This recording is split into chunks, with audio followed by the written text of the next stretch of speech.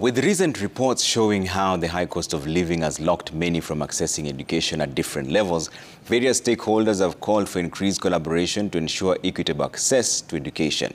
And despite a number of entities offering scholarships, needy students with disabilities are often overlooked, lacking the required assistive devices to pursue their education. However, the Kenya Pipeline Company now has rolled out a robust scholarship that now not only supports the education of needy students with disabilities, but also offers them extra support to ease their integration in a productive workforce. Laura Otieno has more. 8 a.m. the Kibos Special Secondary School in Kisumu County, and John Napao joins his peers for an English class. John is 400 kilometers from home. Having scored 143 marks in KCPE, the economic status at his home in Kalokol town, Turkana County, was threatening to cut him off from the path of education. Mama alikuwa ananipeleka kukata kuni. Sasa mimi sasa siwezi hizo miba zote. Mama tu ananiambia nikae hapa. Alafu anakata kuni ananipea yangu mimi baby. Nikiuza na nini? Namwambia kama nimepata hii sasa acha ninunue kama ni miwa hii yenye inatoka Uganda nauza hiyo na natembesha.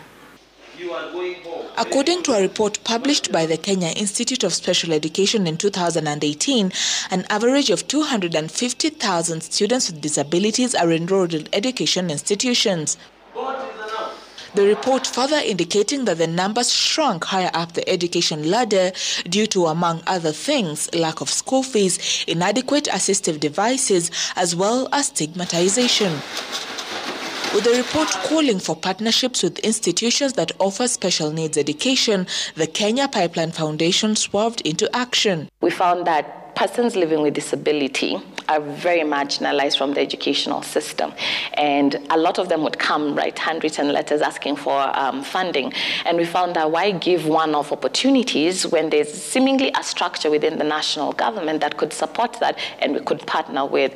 So between ourselves and the National Council for Persons Living with Disability, we then set up an initiative called Inuka.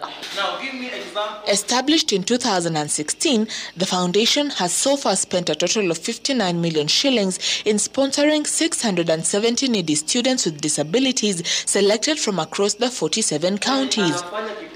The scholarship not only caters for tuition fees for the beneficiaries, but also personal effects as well as learning materials. I have seen that it has also impacted in the improvement of learners' performance. Because initially, sometimes they will be sent home for school fees. Sometimes, even if they may not be sent home, but even if they are in school, without basic needs, the learners may not be able to concentrate in class. When a learner performs well, it means their life, their career life is guaranteed. Income in life, in terms of job placement, is guaranteed. So a scholarship to any learner is very crucial.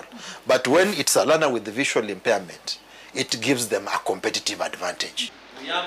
And with the recent implementation of the new funding model in universities, the Kenya Pipeline Foundation spread its wings in 2023, launching the Inuka Plus scholarship to support needy students through higher learning.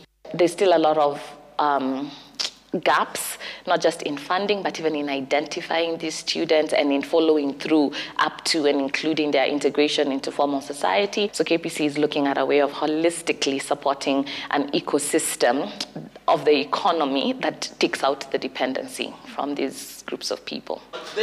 Despite the skyrocketing cost of living, John, like hundreds of other beneficiaries of this scholarship, remains optimistic that his hard work will transition him into gainful employment and fulfill his dream of becoming a lecturer to not only uplift his community, but the country at large. Laura Otieno, Citizen TV.